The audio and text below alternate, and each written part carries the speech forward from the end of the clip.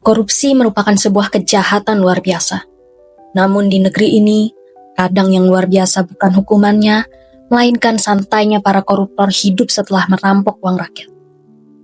Jika di Indonesia sejumlah narapidana kasus korupsi dapat memperoleh pembebasan bersyarat dan remisi, namun di beberapa negara lain, korupsi adalah salah satu kejahatan yang mendapat hukuman yang sangat mengerikan.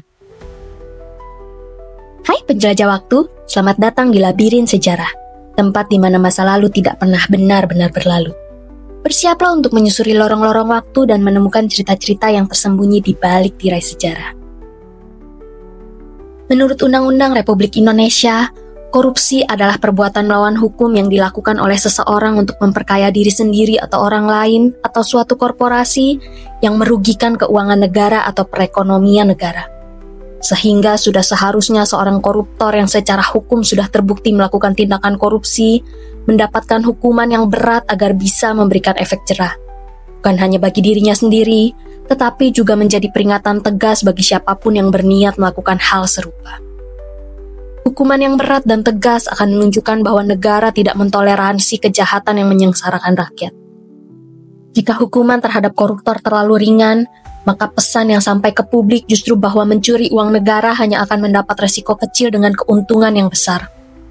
Inilah sebabnya mengapa penegakan hukum terhadap korupsi harus disertai sanksi yang nyata, tegas dan menakutkan, agar keadilan terasa dan pencegahan benar-benar berjalan. Namun kenyataannya, di negara kita tercinta hingga saat ini belum ada undang-undang yang secara tegas memberikan hukuman yang cukup keras untuk membuat para koruptor benar-benar jera.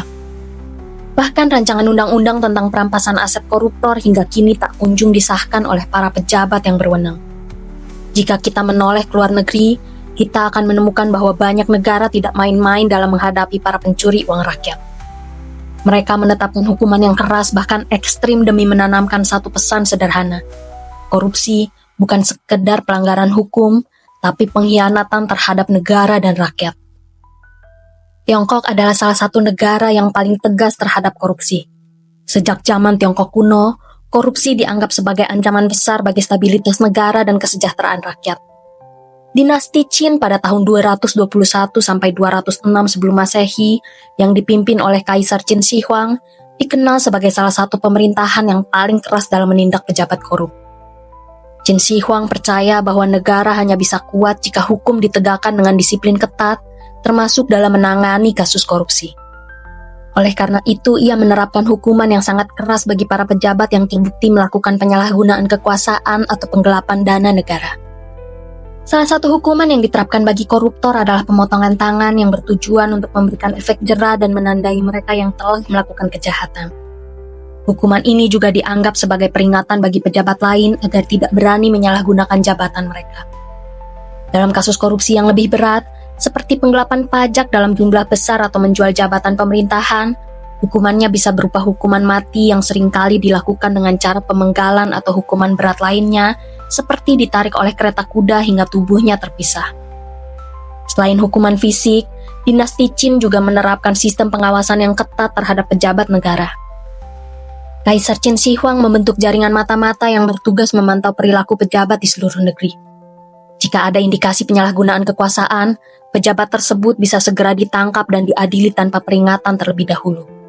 Sistem pengawasan ini juga mencakup laporan dari masyarakat, di mana warga bisa melaporkan pejabat yang bertindak curang atau menerima suap. Dan kini, di bawah kepemimpinan Presiden Xi Jinping, kampanye anti korupsi di Tiongkok tidak kalah agresif dengan hukuman bagi koruptor pada masa dinasti Qin. Hukuman bagi para koruptor bisa berupa penjara seumur hidup tanpa pembebasan bersyarat, atau yang paling ekstrim hukuman mati. Pada tahun 2021, salah satu kasus korupsi paling mengejutkan di Tiongkok terungkap. Melibatkan Lai Xiaomin, mantan ketua China Huarong Asset Management, sebuah perusahaan besar milik negara yang bergerak di bidang pengelolaan aset. Lai yang memiliki posisi sangat strategis ditemukan bersalah karena menerima suap lebih dari 1,79 miliar yuan atau sekitar 260 juta dolar Amerika Serikat dari lebih 80 individu dan perusahaan. Suap tersebut diberikan sebagai imbalan atas berbagai keuntungan yang diberikan Lai seperti bantuan proyek, pembiayaan, dan perlindungan hukum. Selain itu, hasil investigasi menemukan bahwa Lai memiliki kamar apartemen yang penuh dengan uang tunai yang disimpan dalam kotak-kotak besar, serta sejumlah properti yang didapatkan secara ilegal. Di balik kehidupan mewahnya, Lai juga dituduh memiliki hubungan tidak senonoh dengan lebih dari 100 wanita. Banyak di antaranya terkait dengan posisinya di perusahaan. Beberapa wanita tersebut bahkan diberi proyek atau posisi penting sebagai imbalan atas hubungan mereka dengan Lai. Kasus ini memicu perhatian besar karena Lai tidak hanya terbukti korup, tetapi juga terlibat dalam praktik-praktik immoral yang mengarah pada penyalahgunaan kekuasaan. Pada 2021, setelah melalui proses hukum yang relatif cepat, Lai Xiaomin dijatuhi hukuman mati tanpa penundaan. Eksekusi dilaksanakan hanya beberapa minggu setelah vonis pada 29 Januari 2021, menjadikannya salah satu pejabat tinggi pertama dalam sejarah modern Tiongkok yang dieksekusi secara langsung karena korupsi. Keputusan ini memperkuat citra kampanye anti korupsi besar-besaran yang diluncurkan oleh Presiden Xi Jinping, yang bertujuan untuk membersihkan pemerintah dari praktik korupsi di semua level. Meski pada saat yang sama, kasus ini juga memunculkan perdebatan tentang apakah langkah keras tersebut murni untuk moralitas atau justru memiliki kepentingan politik yang terselubung. Kasus Lai Xiaomin menjadi simbol dari ketegasan pemerintah Tiongkok dalam memberantas korupsi, menunjukkan bahwa bahkan seorang pejabat tinggi yang terlibat dalam korupsi besar sekalipun tidak akan mendapat ampunan. Tetangga dekat Tiongkok, Vietnam, juga tidak main-main. Negara ini mulai memperketat hukum anti korupsi sejak tahun 2016. Salah satu kasus paling mencolok terjadi pada tahun 2024 ketika Chong Milan, seorang taipan properti yang merupakan pemilik grup real estate besar Vantinpat, dijatuhi hukuman mati. Chong Milan dihukum karena menggelapkan dana bank sebesar 304 triliun dong atau sekitar 12,5 miliar dolar AS, jumlah yang jauh lebih besar daripada cadangan devisa beberapa negara kecil. Chong yang memiliki pengaruh kuat di dunia properti dan keuangan Vietnam memulai praktik korupsinya sejak tahun 2012, yang berarti ia melakukan penyalahgunaan kekuasaan dan penggelapan selama lebih dari 10 tahun. Ia menggunakan pengaruh bisnisnya untuk mengendalikan Saigon Commercial Bank atau SCB, sebuah bank swasta besar di Vietnam melalui jaringan orang-orang kepercayaannya. Walaupun secara hukum ia tidak tercatat sebagai pemilik resmi SCB, Chong mengatur struktur kepemilikan melalui perusahaan-perusahaan boneka dan kerabatnya sehingga dapat mengendalikan keputusan internal bank tanpa terlihat secara langsung. Melalui kekuasaan tidak resmi ini, Chong mengatur agar bank memberikan pinjaman-pinjaman besar kepada perusahaan-perusahaannya sendiri, namun dengan jaminan palsu, laporan keuangan fiktif, atau tanpa jaminan sama sekali. Dana-dana tersebut tidak digunakan untuk kegiatan produktif, melainkan diputar-putar untuk menutupi lubang keuangan, memperluas kerajaan bisnisnya, atau bahkan untuk membeli properti dan aset di luar negeri. Dalam menjalankan aksinya, Chong Milan menggunakan berbagai skema dan teknik manipulatif yang sangat terstruktur. Ia menyamarkan kepemilikan atas aset-aset besar dan kendali terhadap bank melalui jaringan perusahaan cangkang sehingga perannya tidak tampak secara langsung di permukaan. Ia juga melakukan manipulasi terhadap laporan audit dan dokumen kredit, menciptakan kesan bahwa transaksi dan pinjaman yang diajukan berada dalam batas kewajaran dan sesuai dengan prosedur. Selain itu, Chong membangun kolusi dengan pejabat bank dan auditor internal, memastikan tidak ada yang membocorkan atau menggugat penyimpangan yang ia lakukan. Bahkan dalam beberapa kasus, ia menggunakan identitas orang lain sebagai peminjam fiktif untuk mengelabui sistem perbankan, sehingga jejak transaksi tidak langsung mengarah kepadanya. Teknik-teknik inilah yang memungkinkan skema korupsinya berlangsung selama lebih dari 1 dekade tanpa terdeteksi secara serius. Chong juga mempengaruhi pejabat regulator keuangan, sehingga pelanggaran-pelanggaran tersebut berhasil lolos dari pengawasan selama bertahun-tahun. Pada puncaknya, total uang yang digelapkan dari SCB mencapai sekitar 304 triliun dong, menjadikannya sebagai kerugian keuangan terbesar dalam sejarah perbankan Vietnam. Skandal ini mulai terbongkar pada akhir tahun 2022 ketika Bank SCB mulai mengalami krisis likuiditas yang memicu keresahan publik. Nasabah panik dan mulai menarik dana besar-besaran. Pemerintah Vietnam turun tangan untuk menstabilkan sistem perbankan, dan dalam proses audit serta penyelidikan darurat, jejak transaksi mencurigakan mulai terungkap. Penyelidikan besar-besaran diluncurkan dan hasilnya mengejutkan. Terdeteksi hampir 2.000 pinjaman palsu yang semuanya mengarah pada jaringan perusahaan milik Chong Milan. Selain itu, ditemukan bahwa beberapa pejabat bank dan auditor telah menerima suap dalam jumlah besar untuk menutup-nutupi skema tersebut. Chong Mi-lan ditangkap pada Oktober 2022 dan kasusnya kemudian berkembang sangat cepat karena dianggap sebagai prioritas nasional. Lebih dari 80 orang ikut ditangkap dan diadili dalam kasus ini, termasuk mantan petinggi SCB, pejabat pemerintah, dan auditor swasta. Pada April 2024, Pengadilan Rakyat di kota Ho Chi Minh menjatuhkan hukuman mati kepada Chong Mi-lan.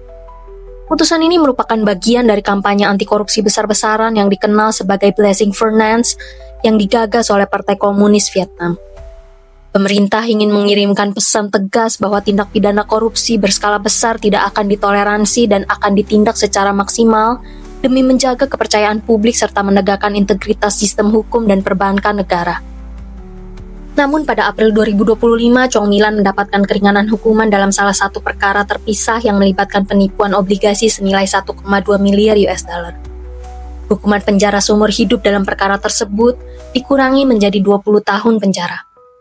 Sementara itu, hukuman mati dalam kasus penggelapan utama masih berlaku, meskipun menurut hukum Vietnam, hukuman tersebut dapat dikurangi menjadi penjara seumur hidup apabila terpidana berhasil mengembalikan setidaknya 3/4 dari dana yang digelapkan.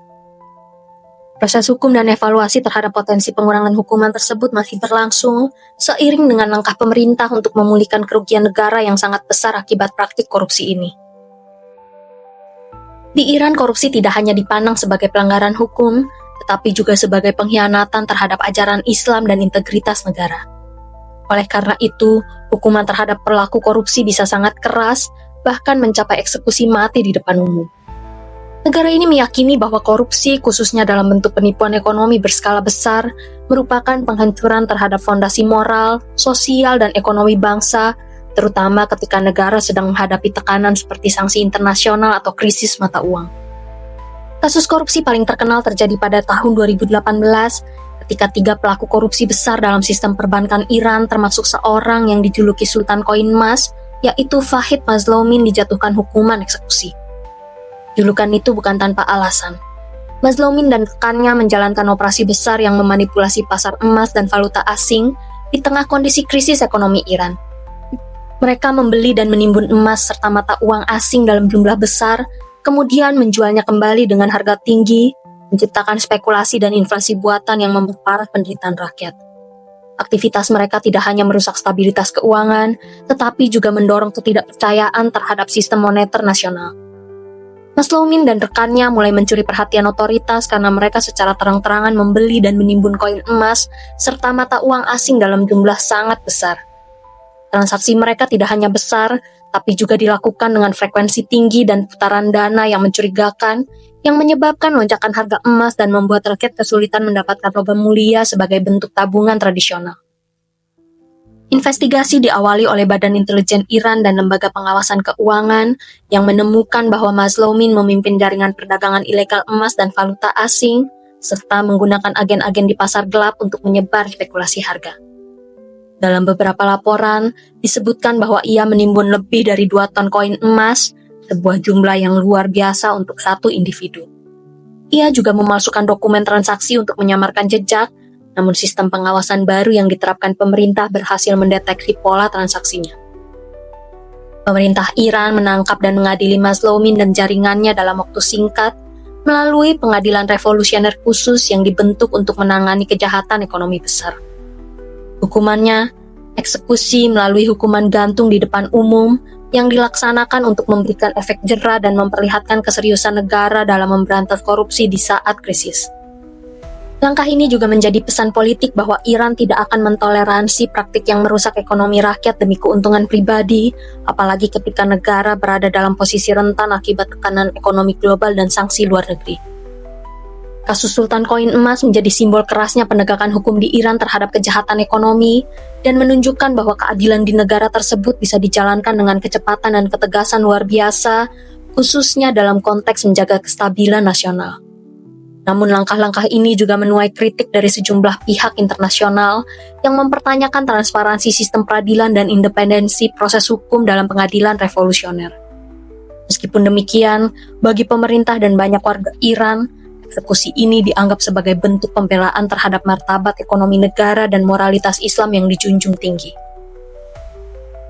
Meskipun Korea Utara dikenal sebagai negara yang sangat tertutup dan minim transparansi, berbagai laporan dari pembelot, intelijen asing, dan organisasi hak asasi manusia menyebutkan bahwa pemerintah di bawah rezim Kim Jong-un menerapkan hukuman ekstrim terhadap pejabat tinggi yang terlibat korupsi atau penyalahgunaan dana publik. Informasi ini memang sulit diverifikasi secara independen karena tidak adanya data resmi atau akses bebas ke sistem hukum Korea Utara, namun konsistensi laporan dari berbagai sumber menunjukkan pola yang mengerikan. Korupsi dianggap sebagai bentuk pengkhianatan terhadap negara dan pemimpin tertinggi, sehingga dihukum dengan cara-cara yang sangat brutal dan teatrikal. Salah satunya datang dari laporan intelijen Korea Selatan dan testimoni para pembelot yang menyebut bahwa seorang jenderal militer Korea Utara dihukum mati karena menyalahgunakan dana militer dalam jumlah besar. Namun yang mengejutkan bukan hanya keputusannya, melainkan cara eksekusinya.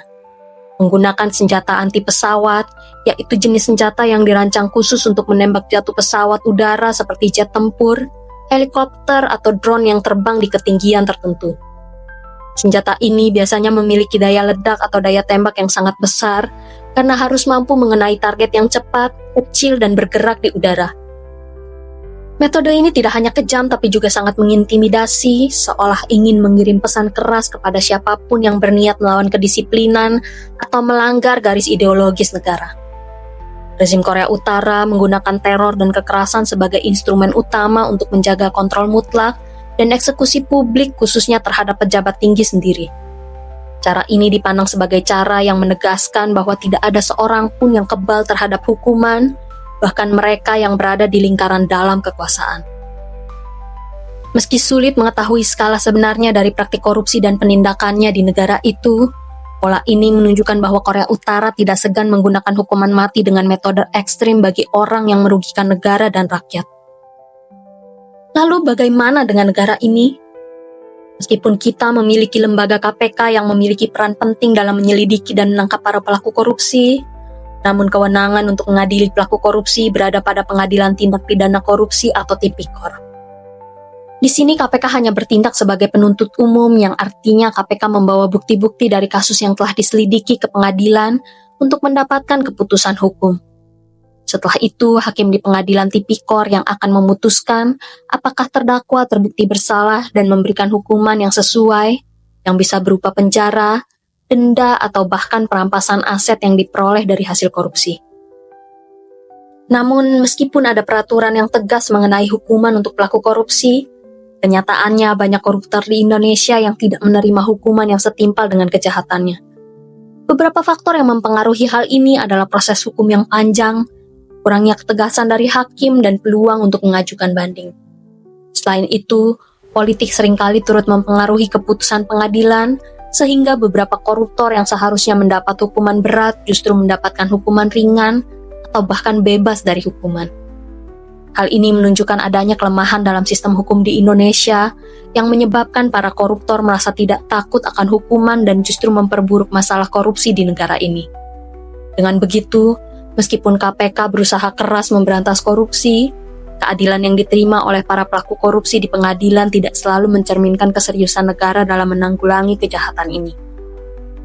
Selain itu, RUU Perampasan Aset bagi koruptor yang sempat diusulkan oleh KPK dan sejumlah pihak yang peduli dengan pemberantasan korupsi pada tahun 2016, hingga saat ini tak kunjung disahkan menjadi undang-undang di Republik ini. Rancangan undang-undang yang memberikan kewenangan untuk merampas aset yang diperoleh secara ilegal oleh pelaku kejahatan ini bertujuan untuk tidak hanya menghukum pelaku kejahatan, tetapi juga mencegah mereka menikmati hasil dari tindakan ilegal mereka.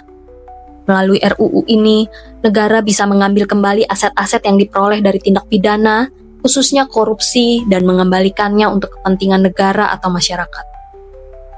Namun meskipun RUU ini memiliki tujuan mulia dan mendukung pemberantasan korupsi, proses pengesahannya mengalami berbagai kendala politik yang menghambatnya untuk menjadi undang-undang yang sah. Bila dilihat dari permukaan, banyak alasan administratif dan teknis yang dikemukakan, mulai dari kekhawatiran akan penyalahgunaan, sampai belum matangnya substansi hukum. Tapi jika kita gali lebih dalam, akar masalahnya bukan sekedar teknis, melainkan political will, atau lebih tepatnya, political fear. Kita tahu RUU perampasan aset memungkinkan negara untuk mengambil harta hasil kejahatan, bahkan tanpa perlu menunggu vonis pidana. Selama bisa dibuktikan secara perdata bahwa aset itu hasil korupsi, aset bisa disita. Ini berbeda dari praktik sekarang, di mana aset baru bisa dirampas setelah pelaku dihukum secara pidana, dan proses itu bisa ditarik ulur selama bertahun-tahun, penuh drama, penuh kasasi, dan kadang penuh kompromi. Sekarang bayangkan jika aturan itu berlaku. Bayangkan seorang pejabat, mantan menteri, atau bahkan anggota dewan mendadak dipanggil untuk membuktikan asal-usul rumah mewahnya, tanahnya di kawasan strategis, atau rekening anaknya di luar negeri. Kita bukan bicara fiksi. Kita bicara potensi pengulitan massal atas warisan kekuasaan gelap yang selama ini bersembunyi di balik nama-nama perusahaan cangkang, yayasan pribadi, bahkan hingga rekening atas nama supir atau asisten rumah tangga. Sebagian dari mereka yang duduk di kursi kekuasaan, baik di legislatif maupun eksekutif, mungkin tahu atau justru pernah menjadi bagian dari alur uang gelap ini. Jadi sesuatu yang wajar jika RUU ini terasa seperti bom waktu. Bukan hanya bisa meledakkan karir politik, tapi juga membuka aib jaringan yang lebih besar seperti partai politik, pengusaha hitam, dan birokrasi dalam bayang-bayang. Kita tidak hanya bicara soal penolakan terhadap aturan, tapi penolakan terhadap pembersihan sistem. Karena undang-undang ini bukan hanya akan mengembalikan uang negara, tapi mengungkap siapa yang sebenarnya bermain di balik layar, siapa yang mencuci uang lewat proyek negara, siapa yang menyembunyikan harta lewat koleksi lukisan, apartemen kosong, atau aset digital. Sehingga alasan mengapa undang-undang ini tak kunjung disahkan sudah jelas. Karena siapapun yang mendorong undang-undang ini ke garis finish harus siap bertaruh. Bukan cuma soal jabatan, tapi juga siap kehilangan teman separtai, investor kampanye, atau bahkan dibidik balik oleh kekuatan-kekuatan tak kasat mata. Bersih-bersih sistem berarti membuka kotak Pandora, dan siapapun tahu membuka kotak itu sama dengan mengundang perlawanan dari mereka yang selama ini nyaman dalam gelap. Itulah mengapa RUU ini jalan di tempat.